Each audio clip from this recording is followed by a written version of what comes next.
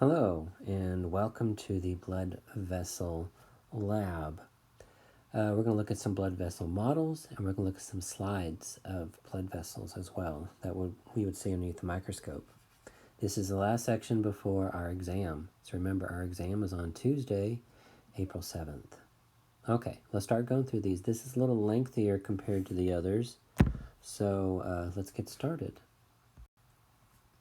Okay, first, we have some structures that we see underneath the microscope, some microscopic pictures. We're going to see a nerve, and we're going to see an artery, and we're going to look at a vein. First, let's go over the nerve. Here's the nerve. Now, typically, this is part of the nervous system. However, I want you to notice that it is solid.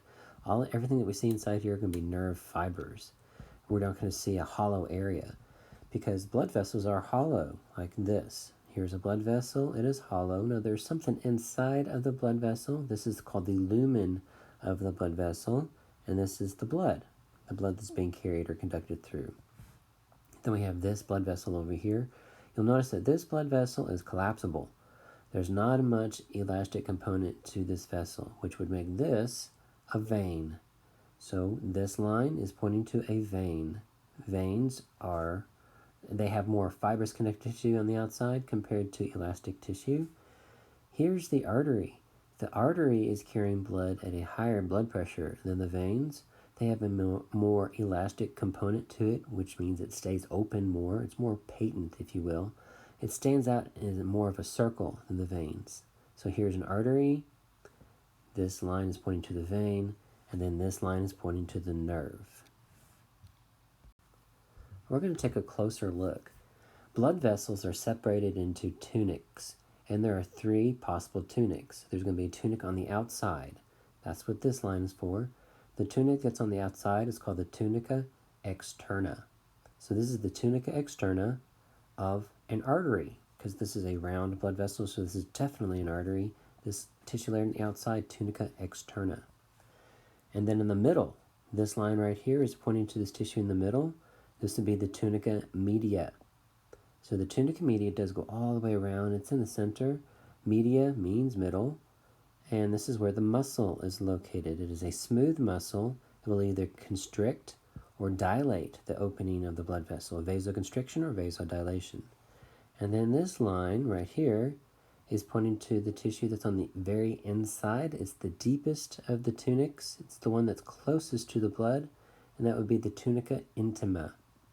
So this is the tunica intima of an artery. That's what this line is for. This line is for the tunica media of an artery. And then this line over here that's at the top is pointing to the tunica externa of an artery. Now we can find those same layers on the vein, which is over here. Now this is the opening in the very center. So this line, if I come all the way down here at the outside and work my way through the slide, come all the way down, this is all tunica intima of the vein. And then this next line, if we follow it, it goes all the way down, and it points to the middle. This is the tunica media of a vein. And then the very last line right here goes all the way down, and it points to the outer part. This would be the tunica externa of a vein. Now, technically also, I wish they'd moved the line a little bit, but I left it there because that's where they have it in the book. Outside here is also the tunica externa of a vein. All right, this is an even closer magnification. So this line right here is pointing to the inside part. This is the tunica intima of an artery. The blood cells are located right here, but this is the tunica intima. This next thick layer, all of this right here, this is tunica media of an artery. And then on the outside, these brackets right here, this is the tunica externa. So tunica externa on the outside, tunica media in the middle, and then tunica intima on the inside closest to the blood. All right, another picture. This line right here is pointing straight up to the tunica intima. So this is the tunica intima closest to the blood, which would make this next bracket right here pointing to the middle, which would be the tunica media. So this bracket is tunica media, And then that leaves the very top bracket right here is pointing to the tunica externa of an artery on the outside. Okay, one more picture. This one's not as muscular, so it is smaller than the aorta, smaller than the large arteries. All right, so on the inside right here, this is the lumen, the opening where the blood would be. So this is the tunica intima. That's what this line is trying to tell us. This line here is pointing to the tunica intima. And then this line is pointing to the middle. So this is the tunica media right here. And then all the way out here, it's pointing to the outside. This is the tunica externa of an artery. Okay, finally, let's look at some blood vessels in the body.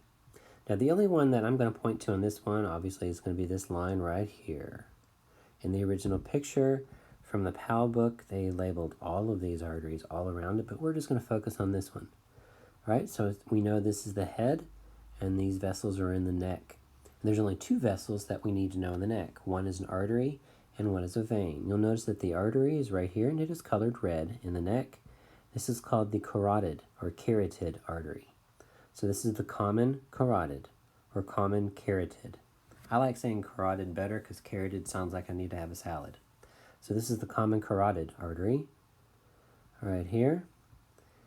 Now there's no line to it, but eventually there will be in a later picture. This is the jugular vein. Veins are more superficial than arteries. Arteries tend to be deeper than veins, which is why if you look at the surface of your arm, on the inside part where your elbow is, or on the back of your hand, you don't generally see the red arteries, but you do see some blue veins. So this vein in the neck is called the jugular vein. This line is pointing to the carotid artery. Okay, now let's look at some of the blood vessels going into and out of the heart.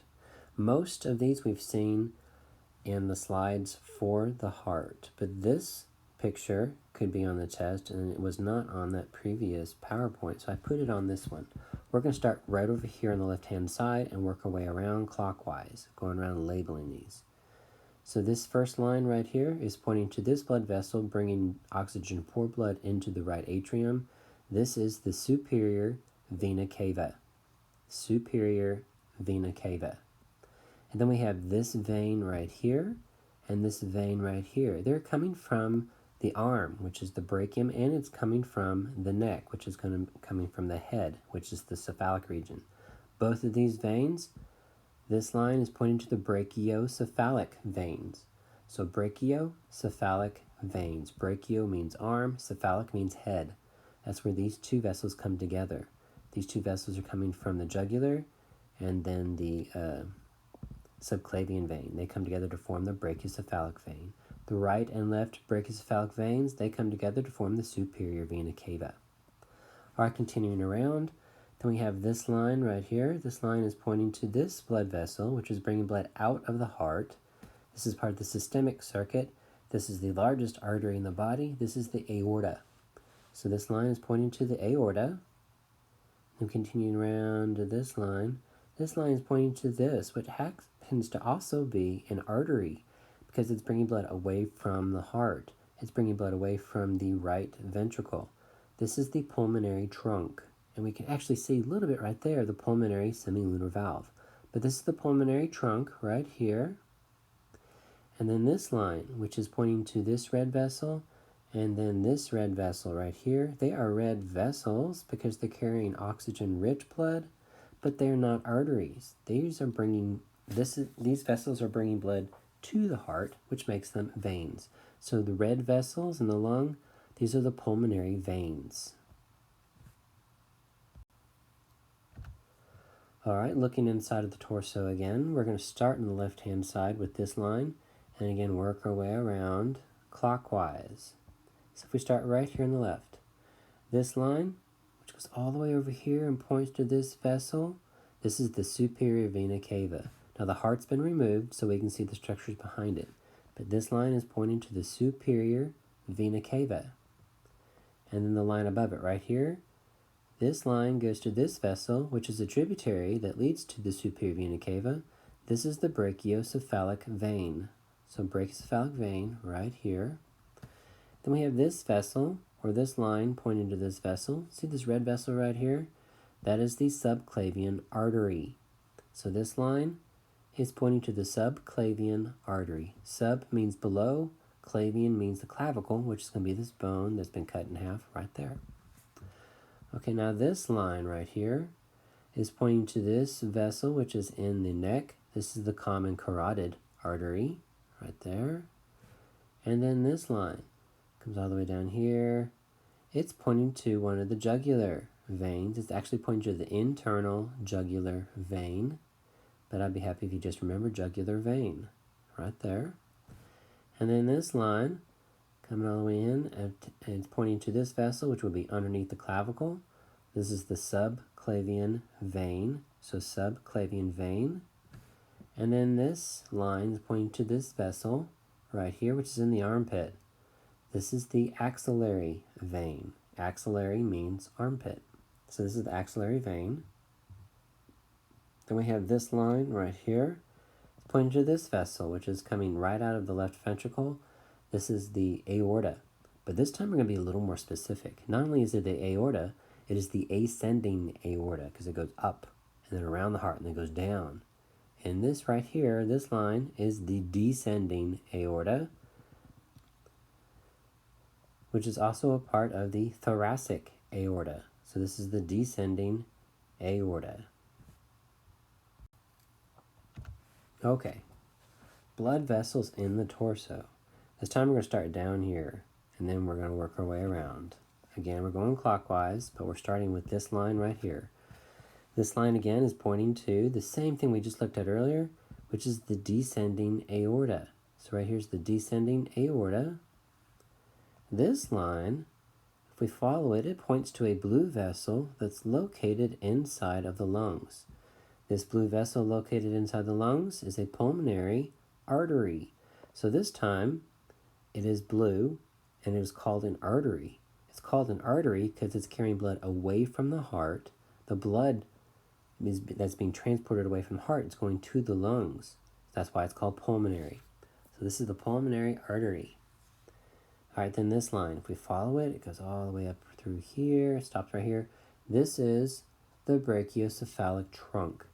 Now, we haven't gotten to it yet, but this line is pointing to the aortic arch. There are 3 branches off the aortic arch, and this is the first one. This is called the brachiocephalic trunk. So this line is pointing to the brachiocephalic trunk. This line, if we follow it, come around here, it points to the subclavian artery. So this line is pointing to the subclavian artery. It's below the clavicle. And then this line comes all the way down here. Now you would think maybe that this is the brachiocephalic trunk because it was down here. However, once the brachiocephalic trunk passes past the brachiocephalic vein, it becomes the common carotid artery. Now this is on the right side of the body, so this is the right common carotid. And you do need to know the difference between the right and left common carotid. So here's the right common carotid, which would make this one right here the left common carotid, which happens to be the second branch off of the aortic arch. So here's the left common carotid. Then we have this line, if we follow it, ends right here. This is pointing to the third branch off the aortic arch, which is known as the left subclavian. And you do need to say left subclavian. Right subclavian would be over here. Left subclavian is off of the aortic arch. All right, next line. This line, if we follow it, points to the aortic arch. And then we have this line right here. Once we start following it, it splits into right here and right here. I want you to not worry about that one. I should have taken it out. Don't worry about that one. Those are posterior intercostal arteries, and it's not going to be on the test. All right, let's look at the torso model. This model is actually in the lab as well. I wish we could have been in lab because it's much easier to see in person. However, nothing I can do about that now. All right, we're going to start with this line, and we'll work our way around clockwise. Okay, so this line, if we follow it, it goes all the way inside of the pelvis. It's pointing to this vessel, going into the pelvis. This is called the internal iliac artery. All right, I lied. Let's actually start up here and then work our way down because it's easier to go down to the arteries. Arteries, they start large and then they end, they diverge. So they start big and then they get smaller and smaller and smaller and they branch off. This line right here, if we follow it, points to the aortic arch. This is the aorta, nothing new there. And then we follow the line down. Once the blood leaves the aorta, goes around, goes behind the heart, comes down through here. This is the abdominal aorta. So that's what this line is for. This line right here is pointing to the abdominal aorta. Then we come down here. Here is a kidney. There's a kidney. So that means this line right here, it is pointing to the renal artery. Renal means kidney. So this is the renal artery on this side. Again, on this side, this is also a renal artery. Then we continue down. The abdominal aorta, when it gets to the pelvis, it splits. It splits into the common iliac arteries. So this line right here is pointing to the common iliac artery. Then we continue down. The common iliac splits immediately into an internal iliac, which goes inside of the pelvis. That's what this line is for then. This is the internal iliac artery. And then the iliac continues in the external iliac artery. So this line, if we follow it, it is pointing to the external iliac artery. The external iliac artery, once it passes through the pelvis, it goes past the femoral head. It becomes the femoral artery. So, common iliac artery, internal iliac artery inside, and then external iliac to the outside to become the femoral.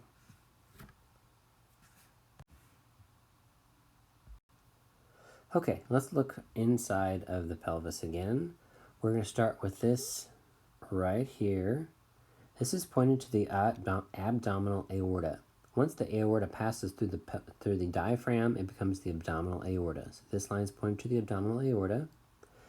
Then we continue on with this one right here. This blood vessel is going to this structure. This structure here is known as the spleen. So that makes this artery going to the spleen, the splenic artery. So here's the splenic artery. We can continue down this line. If we follow it, it comes all the way up here and it points to right here. This is called the celiac trunk. The celiac trunk splits into a gastric, hepatic, and splenic artery. So this is where it starts. This is the celiac trunk. Right there. Let's go ahead and look at these vessels over here. There's a vessel that points to this blue, and then this line that points to this red. The red vessel is called the renal artery, and then the blue vessel right here is called the renal vein. So renal artery pointing to the red, renal vein pointing to the blue. Then we come down here. Here's where the abdominal aorta splits into a common iliac artery and goes to an internal iliac artery and an external iliac artery. Now let's look at this one. This is an artery that comes off the abdominal aorta, goes all the way down to the ovaries and the testes, depending on whether you're male or female. This is called the gonadal artery. Gonadal, gonadal artery. This line is pointing to a vein. This vein's leading to, or it's going to become, the inferior vena cava, which is this line right here. So this is called the common iliac vein. So this is the common iliac vein. And then this line is pointing to the common iliac artery. So the common iliac artery and the common iliac vein, they're real close to each other. Both common iliac veins come together to form the inferior vena cava, which is going to go all the way up through the diaphragm and into the right atrium. All right, let's go to the next slide. Looking inside of the pelvis again, now we're going to see some of the branches off the abdominal aorta. We're going to start at the top right here. This line is pointing to the celiac trunk. If we were to look inside, on the other PowerPoints that you've had from the beginning, I've taken them out, but it shows this up close. But this is the best picture we have on here for this model, so this is the one that would be on the test. But this line is pointing to the celiac trunk, which splits into three branches. Hepatic, which is going to go to the liver, which would be on this side. Gastric, which would go to the stomach, which will be right here. And then splenic, which would go to the spleen, which would be right over here. But this is the celiac trunk. This line, we follow it, points to this red vessel going into the kidney. This is the renal artery. This line, we follow it, it's pointing to a branch right above the renal vein. This is called the superior mesenteric artery. So superior mesenteric artery. The mesentery are the various fatty tissues located in the abdomen. So superior mesenteric artery is right here. This line, which points to this branch, which is the very last branch off the abdominal aorta before it becomes the common iliac, this is called the inferior mesenteric artery. So here's the inferior mesenteric artery. And then this line, again, is pointing to the gonadal artery, which goes down, down, down. It's going to go to the ovary, or it's going to go all the way down to the testes, depending on whether it's male or female. And then this line, if we follow it and then it splits, it's pointing to the common iliac arteries. Okay, a closer picture inside of where the pelvis would be. This line at the very top, it is pointing to the abdominal aorta. And now we can see the inferior mesenteric artery branch a little better. And now we can also see the gonadal artery a little better. Too bad they're not labeled. All right, so this line is going to the abdominal aorta. This line right here is going to the common iliac artery. So again, this is the common iliac artery, and then it splits. Part of it goes inside of the pelvis, like right here. This is the internal iliac artery. And then the other splits, goes down and past the femoral head into the thigh. This would be the external iliac artery. All right, let's look at the upper limb. We're going to start at the very top and then work our way down and around. This is counterclockwise direction. All right, here we go. We're going to start at the very top right here. It is pointing to this red vessel in the neck. This is the common carotid artery. So right there's the common carotid artery. The other branch off the brachiocephalic trunk, which is right here, this is the subclavian artery. So this is the right subclavian artery. This is the right common carotid. So this is the right upper limb. So we're going to stop talking about right and left in this picture. So this is the subclavian artery. And this line is pointing to the artery in the armpit. This is the axillary artery. So here's the axillary artery. And then this line is pointing to the artery that's in the brachium. This is the brachial artery. And then at the elbow, it splits. There's one that goes on the thumb side, and then there's one that goes on the pinky side. The thumb side is the radial side. So this is the radial artery in the forearm. I go to the other side. This is the pinky side. This is medial. So this is the ulnar artery. And then where it comes down here into an arch, this is the palmar arch. It's also known as the superficial palmar arch. All right, we're going to look at the forearm a little closer. This line, which is before the elbow, still in the arm, this is the brachial artery right here. And then we have this artery that's in the forearm, and it is on the thumb side. So that's the radial artery right here. This is pointing to this artery, which is on the pinky side. So this is the ulnar artery. And then right here, where it forms this arch, this is the superficial palmar arch. All right, Lord help us, we're going back in the pelvis now. So many different models, so many different pictures. All right, we're going to start with this one right here. This is pointing to the abdominal aorta right before it splits. So this line is the abdominal aorta. This line, if we follow it, is going to this blood vessel that goes all the way down to the gonads. This is the gonadal artery. All right, then we have this line. Follow it, follow it, follow it, follow it. It comes in here and pointing to the common iliac vein.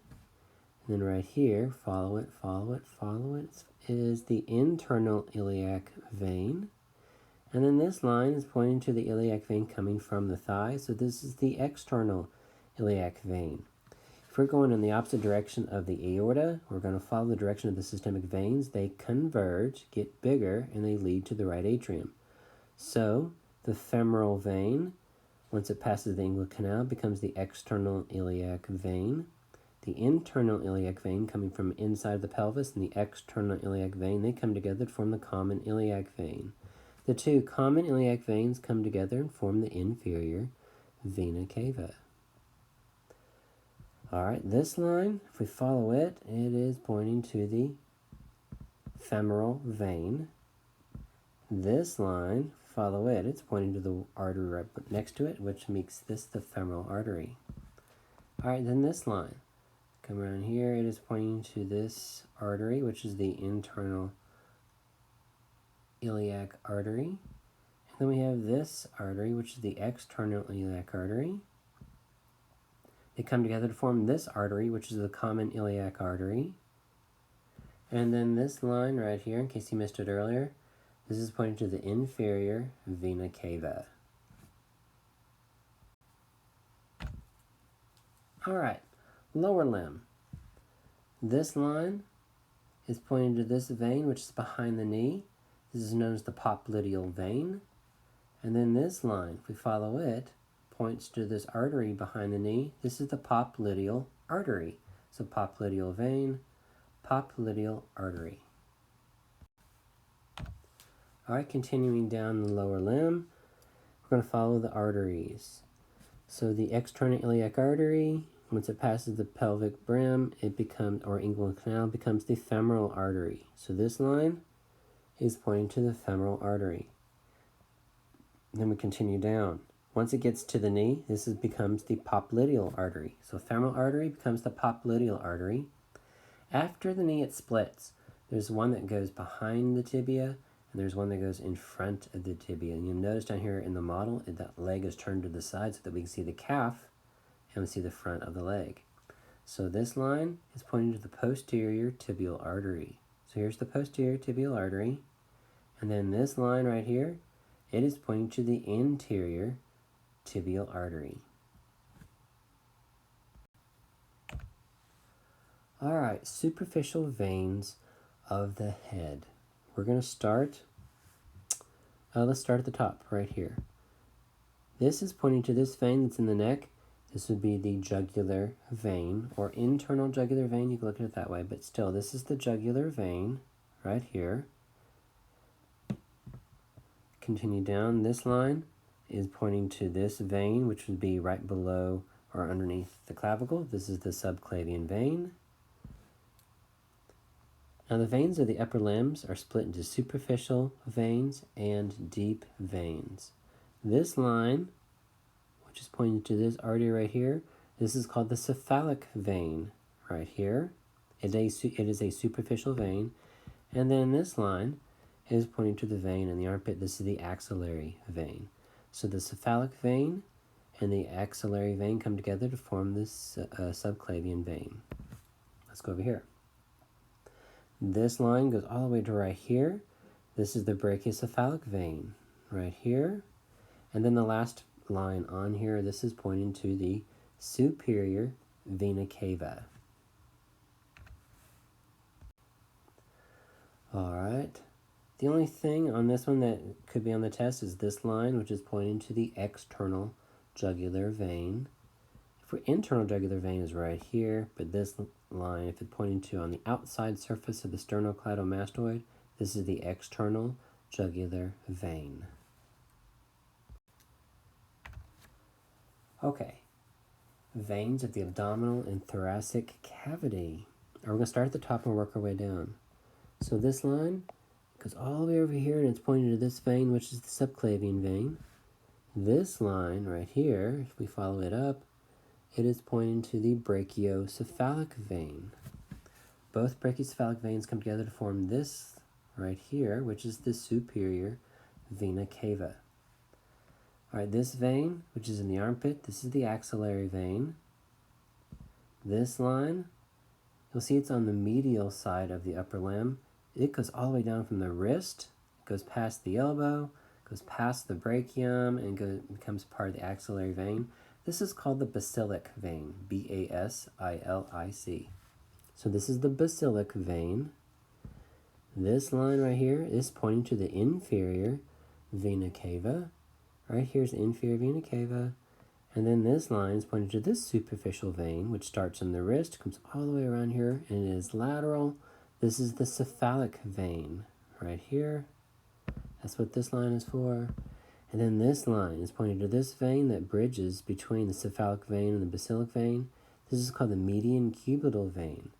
Whenever they want to draw blood to test your blood for blood test, they're going to put a tourniquet around your arm around here. And it's going to make all the veins stand out and stick out below the tourniquet. And this one pops out nicely for you to insert a needle, venipuncture is what that's called, to draw some blood for a test. So this is the median cubital vein. All right, and then this right here, this line is pointing to the common iliac vein. And then this line is pointing to the external iliac vein. All right, blood vessels inside of the thoracic cavity. It's pointing to this red vessel right here, the main one.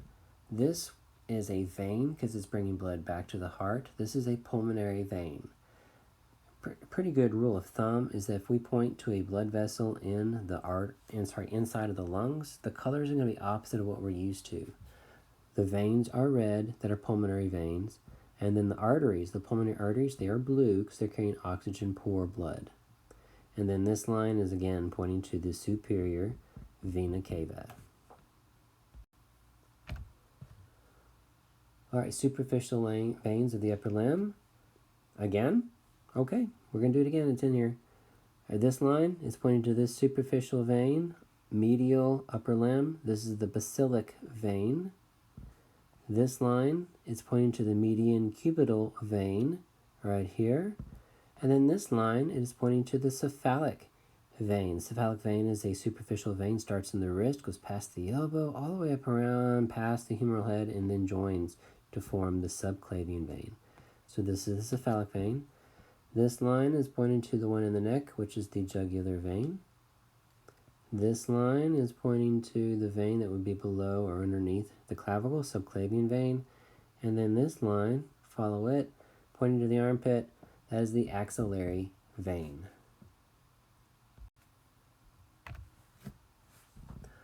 All right, vessels in the lower body. These are a little different. The model looks a little different. All right, this one is pointing to the red vessel in the thigh. This line is pointing to the blue vessel in the thigh. These are femoral artery and femoral vein. The femoral artery is red. So that's what this line is for, femoral artery. This line is pointing to the vein in the thigh, which is the femoral vein. And then this line right here is pointing to the superior mesenteric artery. Last slide, hallelujah. All right, this line, which is going all the way to this blue vessel inside of the pelvis. Actually, it's not actually inside the pelvis. It's where the pelvis would be. If we were actually inside of the pelvis, it would be internal, but this isn't. This is continuing down to become part of the femoral. So this is the external iliac vein. All right, this line, follow it, goes to this deep vein. This is the femoral vein. Then let's look at this line. It's pointing to this vein. This is the longest vein in the body. Starts all the way down here. Goes past the elbow. Past the ankle. Past the calf. Goes past the knee. Goes past the thigh. All the way in, and then it joins right here. This is the great saphenous vein. It is so long that they can use pieces of the great saphenous vein, cut it in pieces, and then use it as a bypass. They need to bypass a blockage in the heart. So this line is pointing to the great saphenous vein. This line is pointing to this one, which doesn't go so far, so it is the small saphenous vein. And then we have this arch that's on the top of the foot. This is the dorsal venous arch. And then if we had a line to it, right back here, there's a vein called the dorsal pedis vein. All right, so we have external iliac right here at the top. Next is femoral vein. Next is great saphenous vein. Next is the small saphenous vein. And then right here is the dorsal venous arch.